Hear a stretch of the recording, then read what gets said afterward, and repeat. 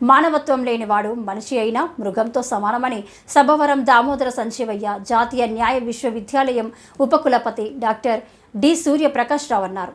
పశ్చిమ బెంగాల్ రాష్ట్రంలో కోల్కతాలో వైద్య విద్యార్థినిపై జరిగిన అత్యాచార సంఘటనపై ఇక్కడి న్యాయ విశ్వవిద్యాలయం మానవ హక్కుల విధులు విభాగం విద్యార్థులతో కలిసి ఆయన సభవరం ఎన్టీఆర్ సర్కిల్ వద్ద బుధవారం నిర్వహించిన అవగాహన ర్యాలీలో క్రొవ్వొత్తులు శాంతి ప్రదర్శనలో పాల్గొన్నారు. నిందితులను శిక్షించండి, బాధితులను రక్షించండి, నిందితులను శిక్షించండి. Justice denied.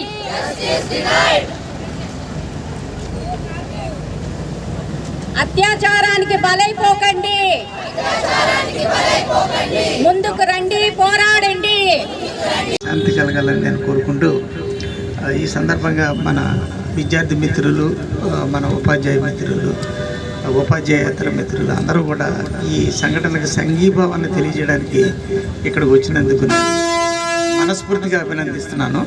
ఇటువంటి చైతన్యవంతమైన కార్యక్రమాల ద్వారా సమాజాన్ని మనం ఉత్తేజపరచాలి. ఇటువంటి సంఘటనలు కలలో కూడా జరగకూడదు అని మనం భావిస్తూ నేను సెలవు తీసుకుంటాను. ఫియర్ ఆఫ్ గాడ్, దేవుడు అంటే భయం ఉండాలి, లేదు రాజ్యం అంటే భయం ఉండాలి, శిక్షిస్తుందనే భయం ఉండాలి. Otherwise the human beings become verse than heard of holes. So ఇటువంటి సంఘటనలు జరిగినప్పుడు మనకి అనిపిస్తూ ఉంటుంది అన్నమాట. అయితే ఇలాంటి అవగాహన కార్యక్రమాల వల్ల ఒక మనిషి, సాటి మనిషి యొక్క డిగ్నిటీని గౌరవించుకోవడానికి, ఇటువంటి సంఘటనలు మనకి జరగకూడదు అనే ఉద్దేశంతో ప్రజల్లో చైతన్యం కల్పించడానికి మా న్యాయశాస్త్ర విద్యార్థులు ఈ సందర్భంగా ఈ ప్రదర్శన ఏర్పాటు చేయడం జరిగింది. దీని ద్వారా మనం ఆ చనిపోయిన ఆ అమ్మాయికి ఘనంగా నివాళులు అర్పించేది ఏంటంటే, భారత సమాజంలో ఇటువంటి సంఘటనలు మళ్ళీ జరగకుండా మనం చైతన్యవంతమై ప్రజలను చైతన్యవంతులు చేసి మనిషిగా మనం ఎందుకు పుట్టాం, మనిషిగా మనం ఎందుకు బ్రతుకుతున్నాం అనేది ఆలోచన ఉండి, అందుకనే ఒక ఆయన అంటాడు, మనకి 100 సంవత్సరాల జీవితం ఇస్తేనే 70 ఏళ్ళు బతికినా 80 ఏళ్ళు బతికినా ఇటువంటి అకృత్యాలు సాటి మనిషి మీద జరుగుతున్నాయి.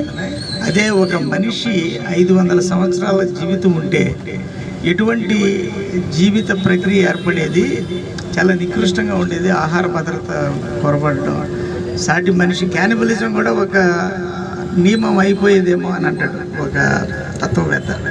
అదే Thank you so much, and I think we should create more awareness among all the general public, and we should not stop with this.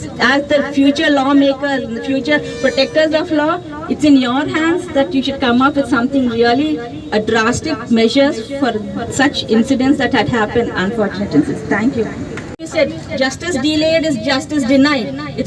We should create some stringent rules, some very hard and fast rules, that the perpetrators are swiftly given punishments, and such harsh punishments that they would think twice to do the same crime, or others also would think twice to do this crime.